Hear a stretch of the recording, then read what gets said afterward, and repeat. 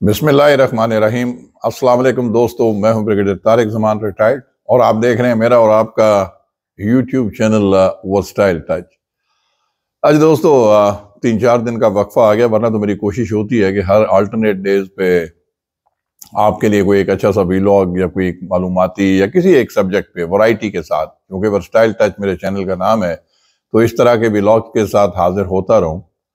लेकिन कुछ निजी मसरूफियात की वजह से और बहुत ज़्यादा मसरूफियात की वजह से इस दफ़ा कोई 3-4-5 दिन का गैप आ गया। तो मैंने सोचा है कि थोड़ा सा लाइटर टच देते हैं, क्योंकि दरमियान में काफ़ी हैवी किस्म के वीलॉग्स भी मैंने लंबे लंबे वीलॉग्स भी आपसे शेयर किए और आपने बड़ी पजीराई मुझे मिली, आपने बड़े पसंद किए, मुझे बड़ा अच्छा लगा। उसमें मालूमाती भी थे, तसव्वुफ के ऊपर भी एक सीरीज चली, 2-3 हमारे ऊपर तले वीलॉग्स उस पर आए, फिर cricket world cup and all that.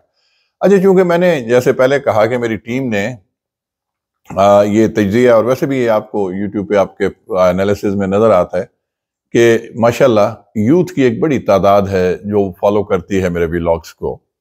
तो जाहिर है कि उनके लिए तो हैवी डोज होती है, उनका भी हक है कि उनके लिए कोई थोड़ा सा लाइटर, कभी कभी रंगों, खुशबुओं, जुगनुओं और तितलियों की बातें भी की जाएं उनके लिए।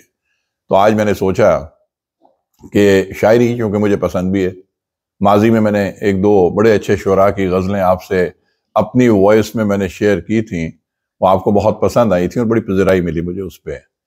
तो आज मैंने सोचा दोस्तों, जो मेरे one of the most favourite poets और right from the early as you can say, उनकी वो एक मशहूर ज़माना गज़ल आपके सामने पेश करूं।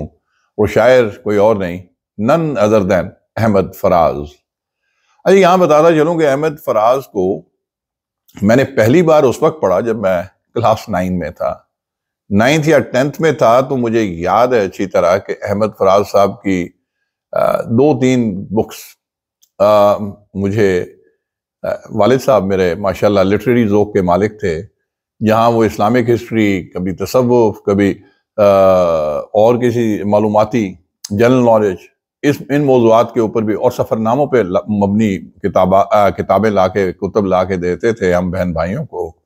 वहीं पे कभी कभार शेर व सुखन की भी बुक्स गिफ्ट करते थे हमें। तो मुझे याद है कि जो पहली बार मेरी नज़र से जो 2-3 अहमद फराज की अच्छी किताबें गुजरी, उसमें जाना जाना, फिर उसके बाद तन्हा तन्हा, मेरे ख्वाब, रेज़ा रेज़ा, दर्द आशूब, शब खून, और इस तरह की मुख्तलिफ कुतुब। लेकिन मुझे ये कहने में कोई आर नहीं कि जो बाकायदा पहली शायरी पे मबनी बुक्स मैंने किसी बाकायदा शायर की पढ़ी तो अहमद फराज, और उससे मुझे बड़ा मेरा ज़ौक़, उसको जिला मिली, निखार आया।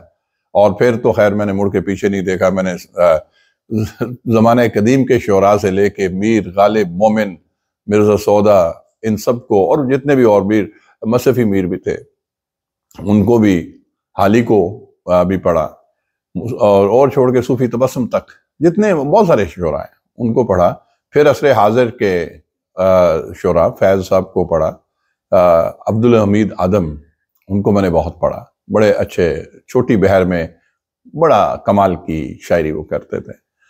और उसके बाद Mohsin Naqvi, yes he is wonderful, फरत Abbas Shah, Nasir Kazmi.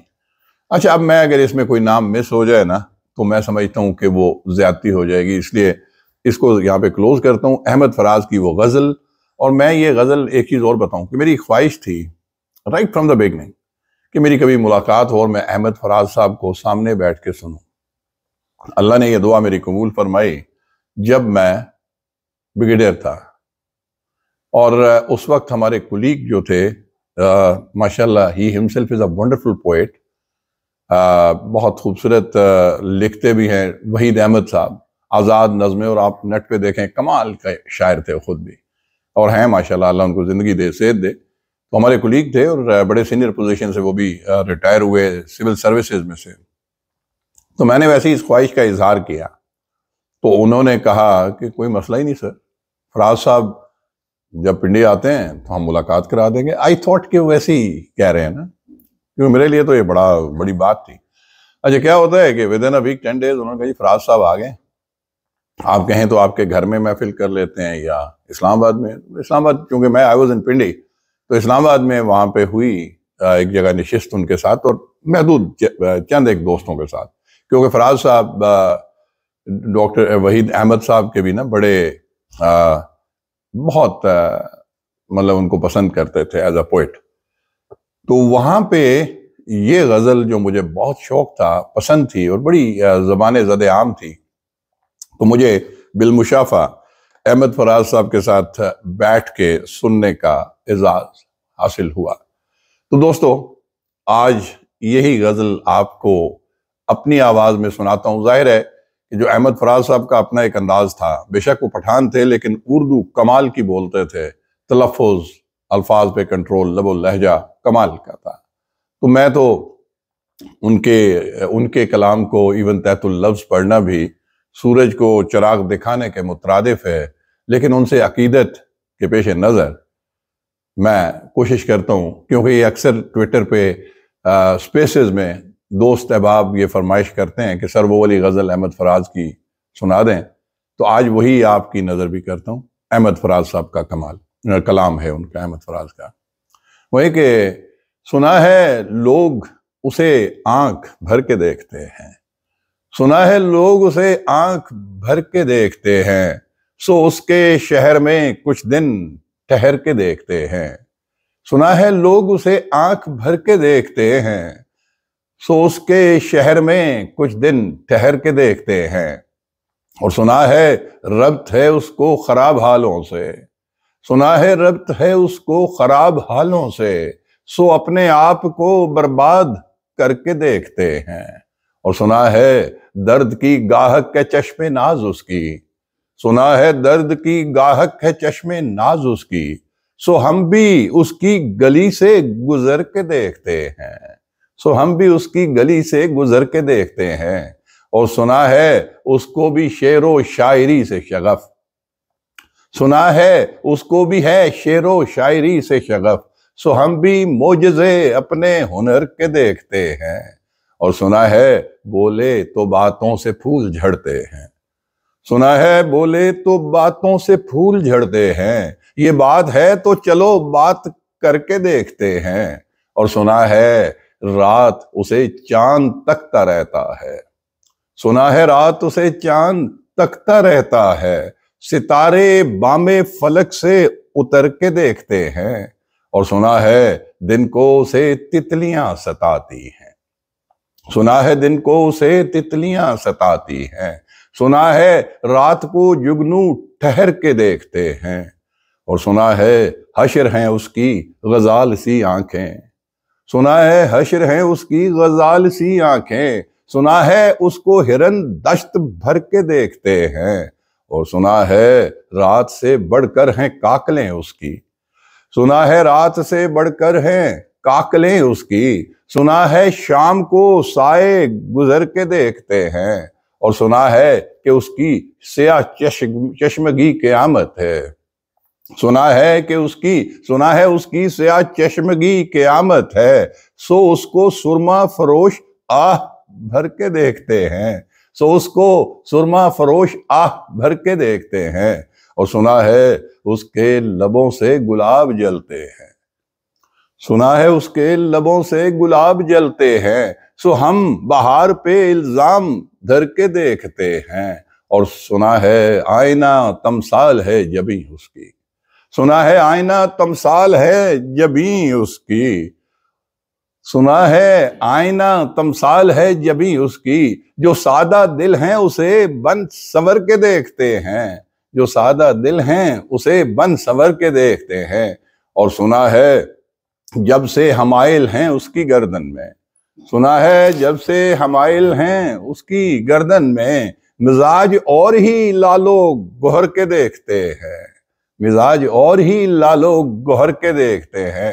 اور سنا ہے چشم تصور سے دشت امکان میں، سنا ہے چشم تصور سے دشت امکان میں، پلنگ زاویے اس کی کمر کے دیکھتے ہیں. اچھا، یہاں پہ میں ایک چیز بتاؤں کہ یہ جو پلنگ نہیں ہے لفظ، یہ پلنگ ہے. جب فراز صاحب نے غزل سنائی نا ہمیں بالمشافہ، سامنے ہم نے بیٹھ کے جب، تو ہمارے دوست جو ان کے قریبی دوست تھے تو انہوں نے کہا فراز صاحب وہ جو پلنگ والا ہے وہ شعر آپ نے سنسر کر دیا. تو انہوں نے کہا جی کہ لوگ اس کا غلط مطلب لے رہے تھے کہ جیسے نہیں پلنگ زاویے اس کی کمر کے، مطلب سوتے ہوئے کروٹیں بدلے اور زاویے اس کے پلنگ، نہیں. انہوں نے کہا جی میں نے اس کو پلنگ کہا ہے، لفظ پلنگ ہے. پلنگ مینز چیتا. چیتے کی کمر کی ہم مثال دیتے ہیں نا، چیتے کی کمر بڑی خوبصورت ہوتی ہے، پتلی ہوتی ہے، سمارٹ ہوتی ہے. تو یہاں پہ چیتے کا لفظ پلنگ یوز ہوا ہے، پلنگ نہیں.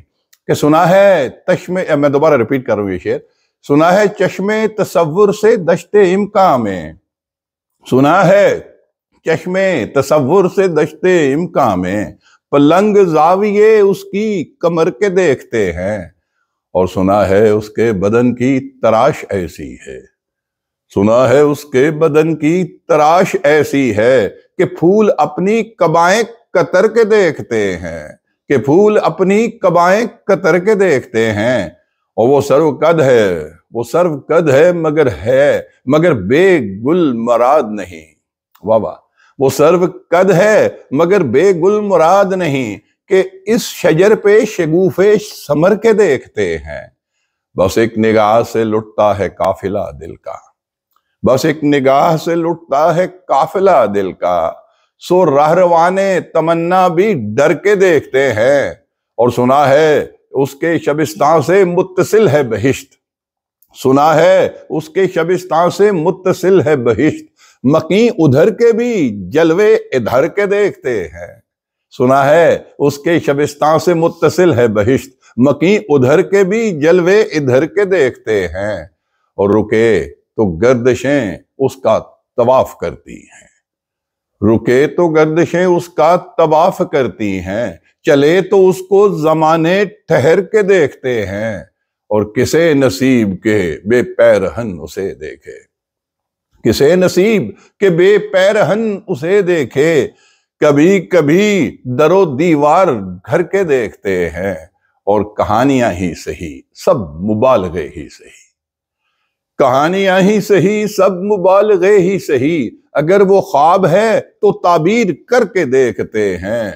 اور آخری خوبصورت شعر مقطع فراز صاحب کا، کہ اب اس کے شہر میں ٹھہریں کہ کوچ کر جائیں، اب اس کے شہر میں ٹھہریں کہ کوچ کر جائیں، فراز آؤ ستارے سفر کے دیکھتے ہیں، فراز آؤ ستارے سفر کے دیکھتے ہیں. بہت شکریہ دوستو. میں یقین کریں یہ غزل آپ کو سناتے ہوئے میں نے انجوائے کیا، یقیناً آپ نے بھی انجوائے کیا ہوگا. احمد فراز صاحب کمال کے شاعر ہیں. آپ کو اگر یہ غزل پسند آئی تو ضرور اپنے کمنٹس کے ذریعے مجھے ضرور آگاہ کر دیجئے گا. Likes and all that, bell icon, وہ میں کہتا نہیں ہوتا، آپ خود ماشاءاللہ سمجھدار ہیں. تو انشاءاللہ اگر یہ آپ کو پسند آئی اور آپ کی پذیرائی رہی تو آئندہ اس طرح کروں گا کہ فراز صاحب کی شاعری کا ایک سلسلہ آگے ہم چلائیں گے، کچھ اور غزلیں ان کی آپ سے میں اپنی آواز میں شیئر کروں گا، اور پھر باقی شعراء کا کلام بھی نا گائے بگائے، چونکہ ورسٹائل ٹچ ہے تو انشاءاللہ ورسٹائل رہے گا اور ورائٹی آپ کو ملتی رہے گی. دوستو اس کے ساتھ ہی اب اجازت چاہتا ہوں. اپنا اور اپنے گھر والوں کا اور پاکستان کا اور عالم اسلام کا اور پوری انسانیت کا خیال رکھیے گا. اللہ تعالیٰ آپ سب کا حامی و ناصر ہو. اسی نعرے کے ساتھ جو ہمیشہ میں کہتا ہوں، پاکستان زندہ باد.